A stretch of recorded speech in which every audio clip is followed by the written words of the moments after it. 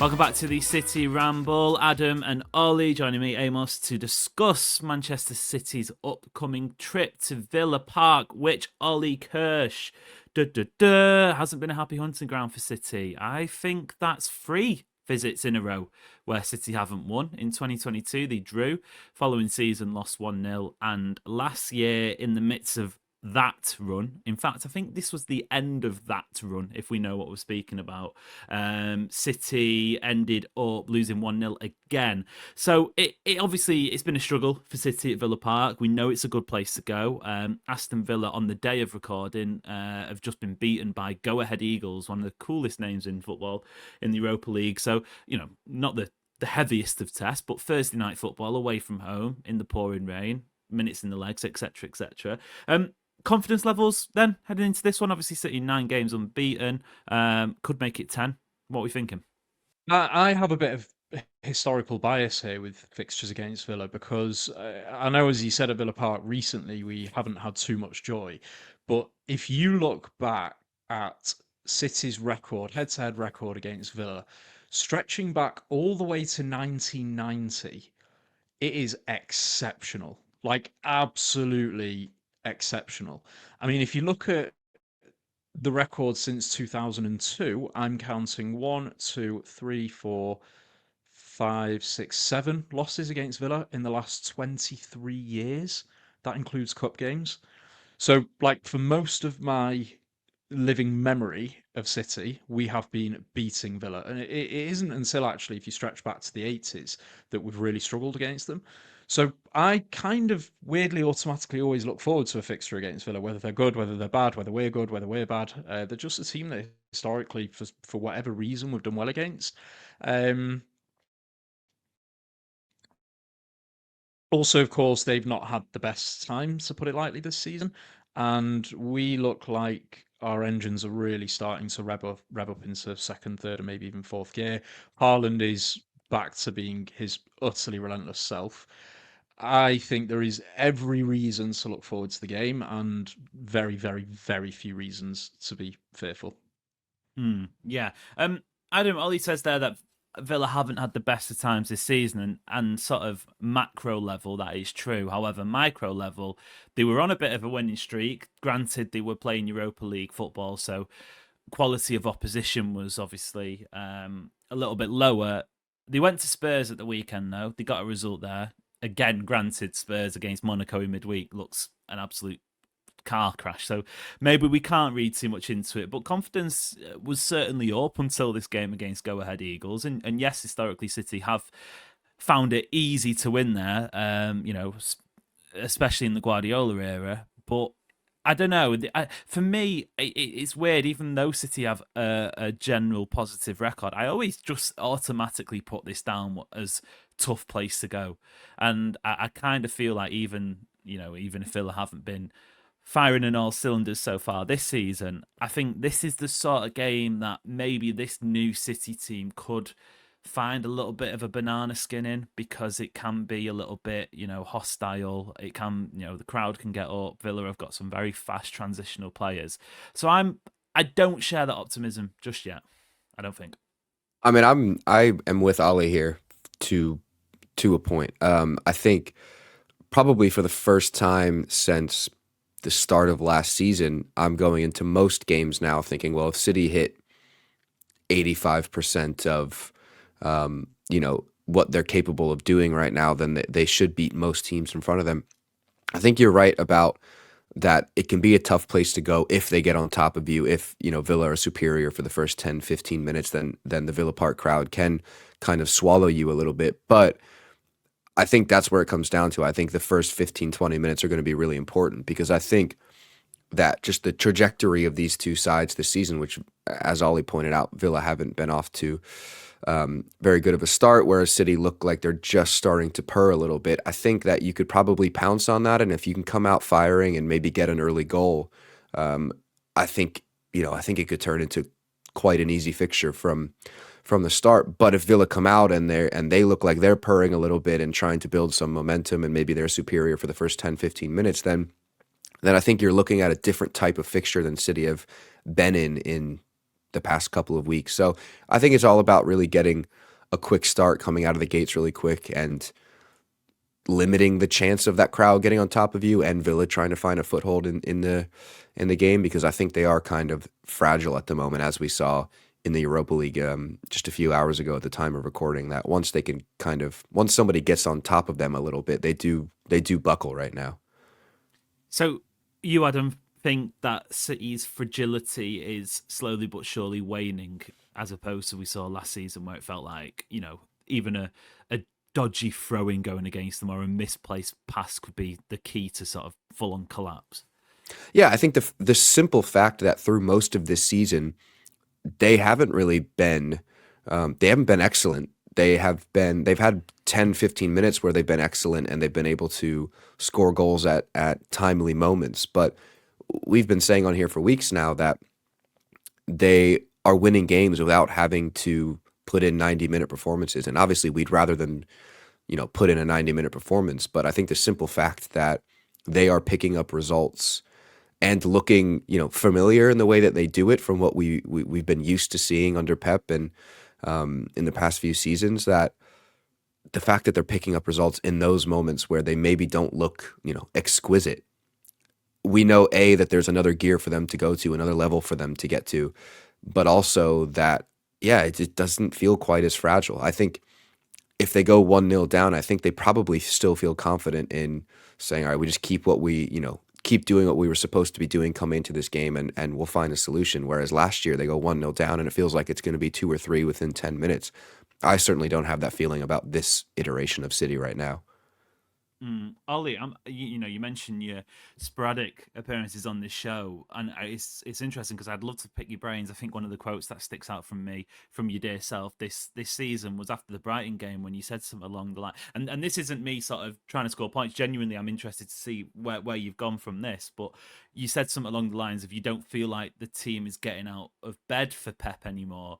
Do you sort of? I'm gonna guess that has kind of shifted a little bit because you hinted at it before that City are sort of starting to chug along in the right direction. But if so, what do you think the turning point has been? Because don't get me wrong, I felt like there were still green shoots in that Brighton and Spurs defeat, but it is light and day now compared to what it was like, a couple months ago.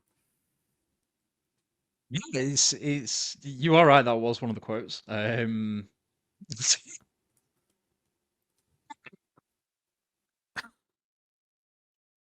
assume this is going on YouTube, right? I like how it's just to hand. Ollie, put the down and just start talking again. I've got family to hang out with. What's wrong with Come on. this? This is just a nightmare of an edit now for YouTube. That's all. That's absolutely fine. Sorry. I actually don't know. I genuinely can't put my finger on it. I think we were really threatening to have another season like last season, and it was even maybe threatening to be a season of Pep's kind of slow roll into the sunset rather than a ride into the sunset early on. Was I reactionary? I don't think I was, because I was taking it on balance. I said after the first game of the season against Wolves, people are saying City are back, behave. And then after the next couple of games, when it didn't look too good, it was things aren't horrendous, but there is clearly a bit of an issue going on. But what has changed? I don't know. It is really, really hard to say. I'm sorry, I'm going to take a pass on that question, and that's not why people sit on podcasts, right? They come in to give opinions on questions like I think this. I have an obvious answer here. However, just before you, please do answer it, because I wish I could, I don't know.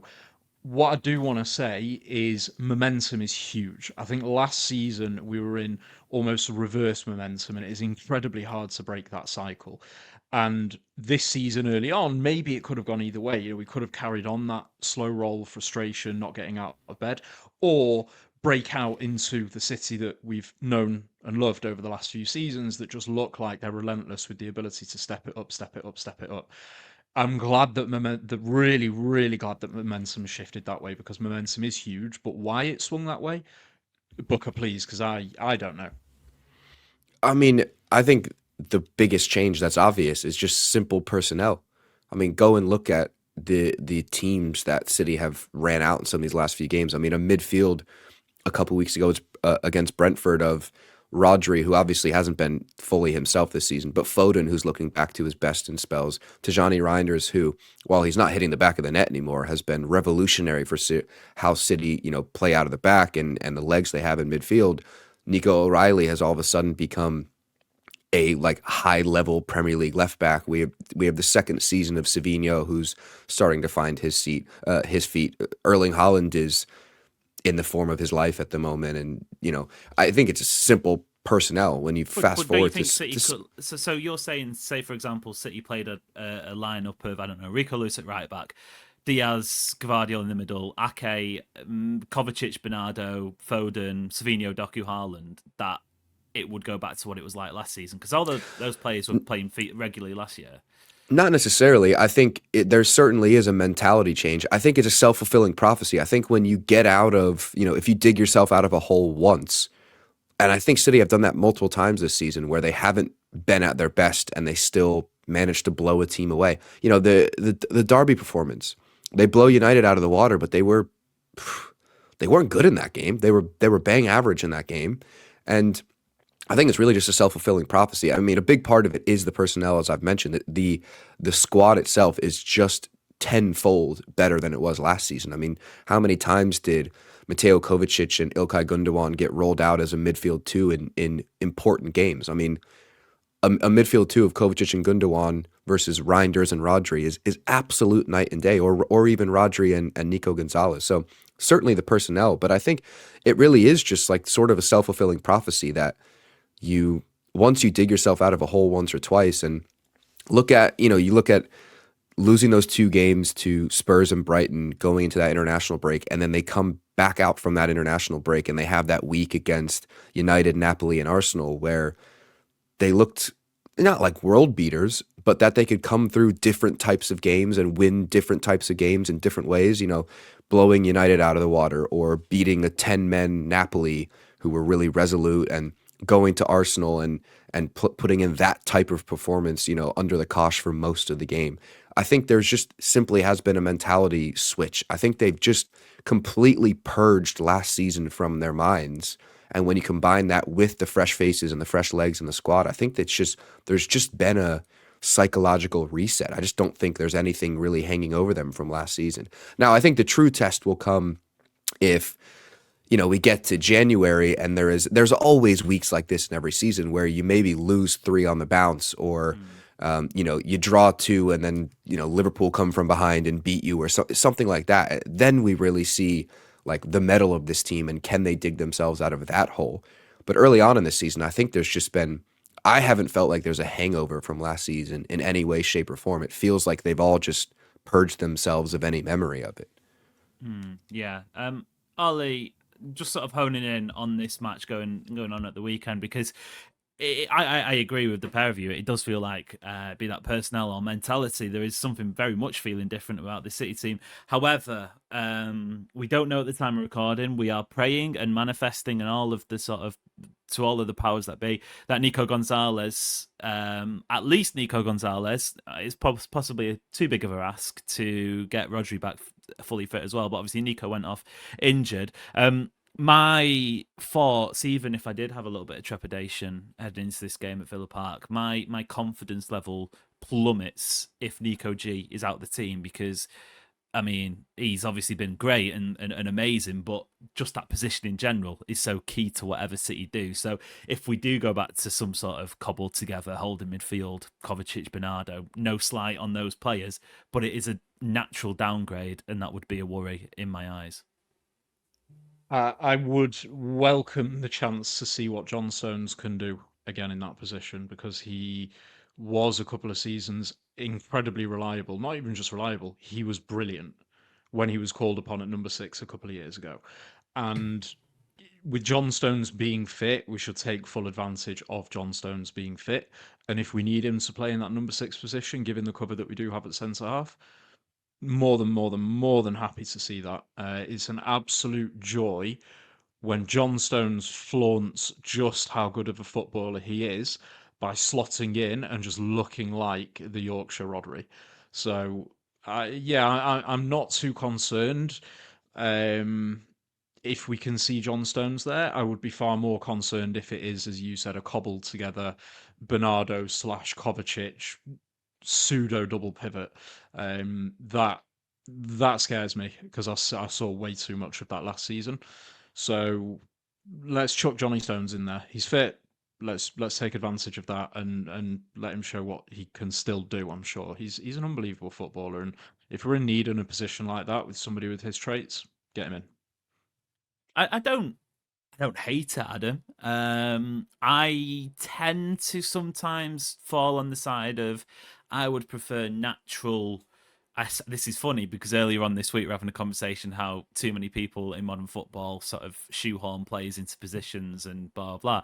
But I basically I tend to prefer natural midfielders for that holding role. I just think there's something to it, and I as sort of damaged confidence it would make mine as damaged. That's not a real sentence, but you get the point. With Kovacic going in there, I think I would prefer Kovacic, and then you kind of try and just do whatever you can. Reinders, for example, next to him, that's more legs, that's more energy. Foden in front of him, he's got form, blah, blah. Don't get me wrong, Stone's in the 11, sure, he can step in and you create a little bit of a double pivot if needed. I don't know about him as a lone six, is what I'm getting at. Yeah, I agree with you. I think I don't know.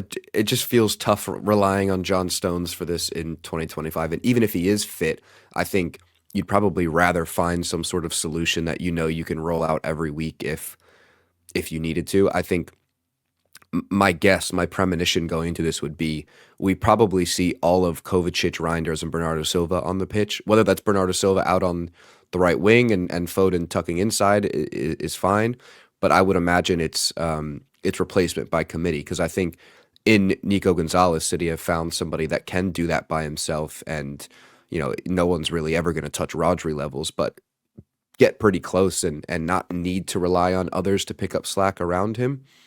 Whereas if it's basically anybody else stepping in there, it's going to be two or three people taking up that position to cover those, and plug those holes.